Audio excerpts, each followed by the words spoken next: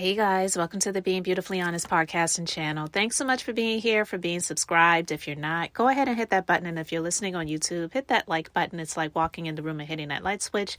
Let's just brighten up the place and get into this conversation. I'm not even going to lie to you guys who have been listening to me for a little minute now. I appreciate you all who have been here for a minute. Appreciate all the encouraging words that I've been getting from you guys. This really is like a hobby for me outside of all of the crazy things that I have going on in my life and in my businesses. And, sometimes just getting the time to do this is like really sneaking away to get to share my views and opinions on things that I am learning about, hearing about, listening to, or reading. And when I heard this news, I was actually in the waiting room at the emergency room on Monday, and I was there with my husband who was not doing too well, and we were just waiting there for hours, okay?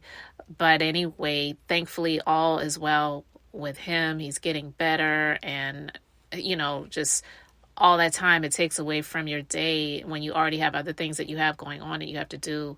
It really is such a time suck.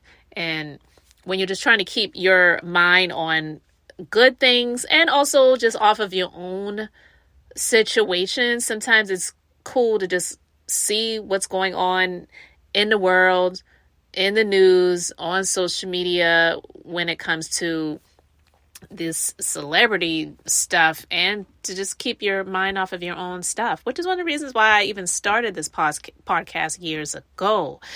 But anyway, when I heard this news, I was so spent. I just said, you know what? I need to take a little break from talking about Shirley Strawberry and Ernesto, because this literally has been every day something else has been coming out. And I just said, you know what? I have to take a little bit of break away from this stuff because this is absolutely insane. And it leads me to wonder, how could Shirley not know about any of this? I'm not blaming her, but I'm not saying that she was 100% off the hook when it comes to this stuff, because this is absolutely insane. So we previously learned that Shirley's marriage to Ernest Williams is not even legal.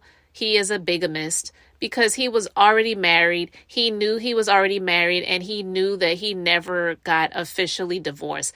I don't care if he just left home and never came back, never had relations with the wife and wasn't seeing the kids anymore or any of that stuff. It really doesn't matter. But to learn now that not only was this other marriage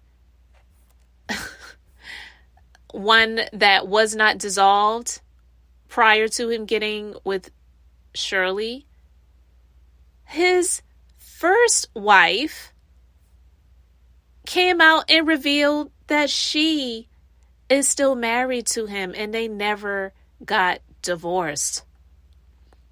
And it's not funny. I'm not making light of it, but it honestly is kind of funny that all of these women have like these older names, like these old lady names, Shirley, Edith.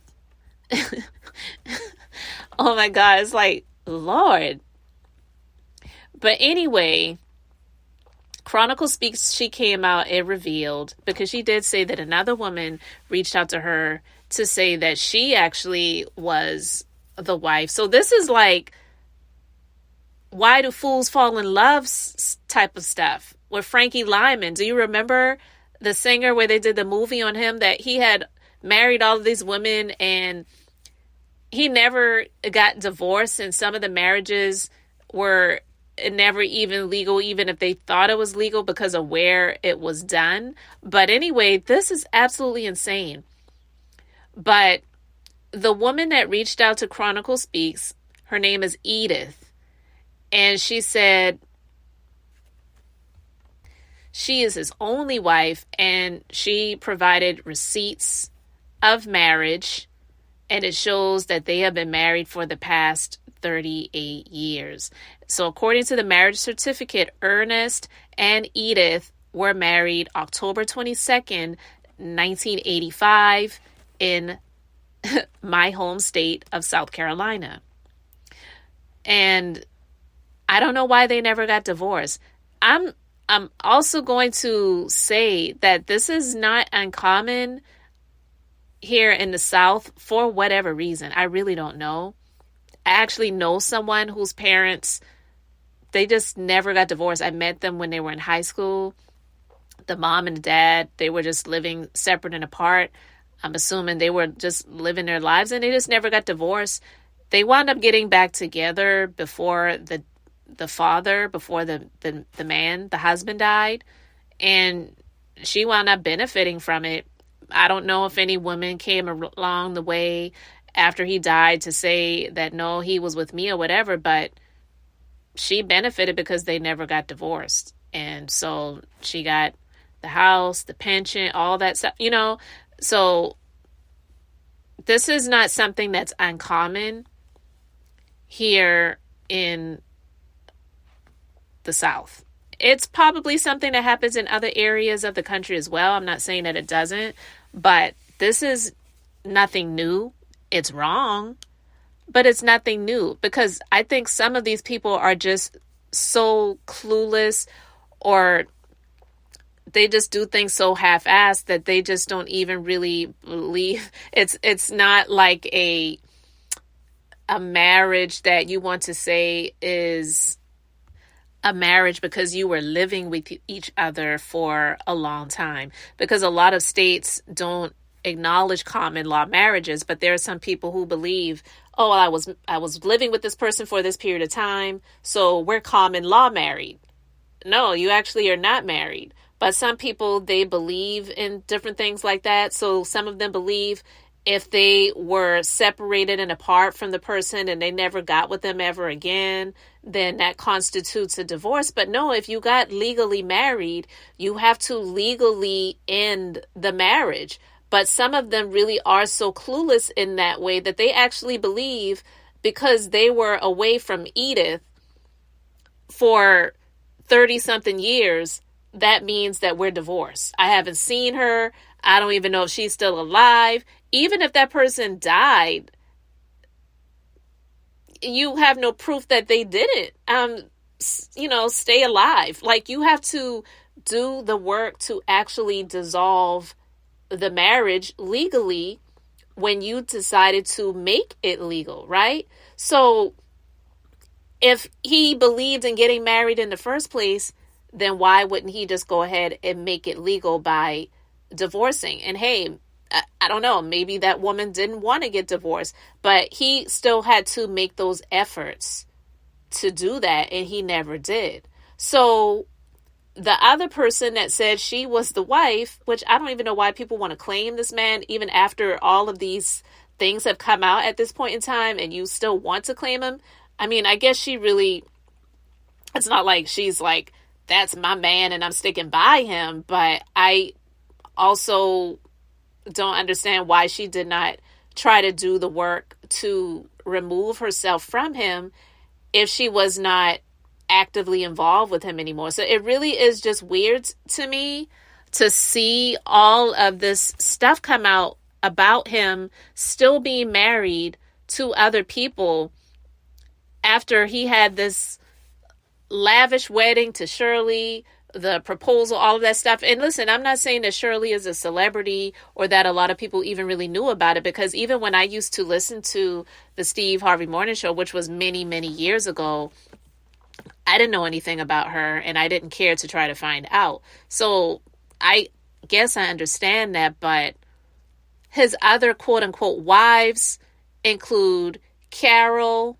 Martha, and we know of Shirley. He was married to, allegedly, she thought, married to Martha for 20 years and for 2 years to Carol. And then we know the last one was with Shirley. All these old names. It's like, it's just, I'm sorry, it's funny to me. Edith, Carol, Martha, Shirley. You can't tell me that that's not funny. But yeah, hearing all of this stuff, and there were even other phone calls that came out that I just really didn't even want to listen to, because I was like, ugh, I can't listen to his voice anymore, because knowing all of this stuff now, is it even relevant? Because to be honest with you, what really gave it the relevance was his proximity to Shirley.